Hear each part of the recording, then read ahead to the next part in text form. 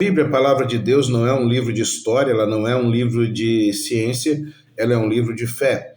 Logo, eu posso entender que o Espírito Santo, ao inspirar os autores bíblicos do Velho e Novo Testamento, a intenção foi justamente prover um material, prover uma escrita, prover uma doutrina, uma instrução, para que a nossa fé fosse aumentada, de forma que está escrito que a fé vem pelo ouvir, e o ouvir a palavra de Deus. Porém, cada vez que essa palavra ela cita períodos históricos, momentos históricos, isso muitas vezes pode ser comprovado através de outros documentos que não a palavra de Deus.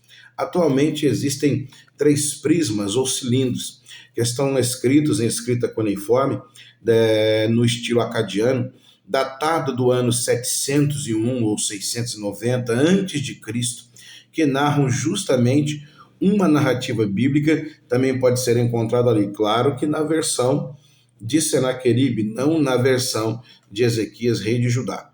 E ali, nesses 3 cilindros, ou nesses 3 documentos, foram escritos em argila, moldados de uma forma cilíndrica, e, como eu disse, cunhada, escrita cuneiforme, na língua acadiana. São eles o prisma de Taylor, o cilindro de Taylor, que se encontra no Museu de Londres, na Inglaterra, o prisma do Instituto Oriental de Chicago, que se encontra lá nos Estados Unidos, e o prisma ou cilindro, depois eu vou colocar aqui em algum lugar aqui no vídeo, eu vou colocar algumas ilustrações para você poder entender do que nós estamos falando, que se encontra, esse último prisma de Jerusalém, se encontra no Museu de Jerusalém, em Israel. E também eles são chamados Anais de Senaqueribe, Anais de Senaqueribe, porque eles vão narrar a campanha militar de Senaqueribe do ano 704 a 681, incluindo a sua tentativa de invasão ao reino de Judá na época do rei Ezequias. E o interessante disso tudo é que numa dessas narrativas, Senaqueribe ele vai dizer assim que ele tomou de Judá 46 cidades, 1.250 pessoas, e que também conseguiu encerrar ao rei Ezequias, fechar Ezequias, prender Ezequias como um pássaro dentro de uma gaiola. Aí eu quero que você entenda a diferença entre a história e a fé, e o porquê da palavra de Deus e o porquê que ela pode promover a nossa fé. O salmista Davi, ancestral de Ezequias, escreveu o Salmo 124, aproximadamente 280 anos de Ezequias. Ao escrever o Salmo 124, ao escrever esse Salmo 124, ele vai dizer assim, no verso de número 7, a nossa alma escapou, como um pássaro fora do laço do passarinheiro. O laço quebrou-se e nós escapamos.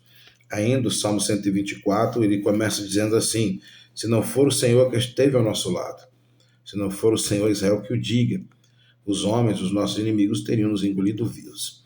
Antes, e aqui eu quero que você preste bem atenção nisso, antes de Senaqueribe imaginar que estava prendendo Ezequias como um pássaro dentro de uma gaiola, já havia lá atrás, antes até do nascimento de Senaqueribe, da existência do rei Ezequias, já havia uma palavra liberada para aquele que acreditasse nela. E a palavra era essa: o laço foi aberto e quem estava como um pássaro escapou. Bendito seja o nome do Senhor, que tem nos dado livramento. Não importa o que Senaqueribe fez e nem o que ele achava.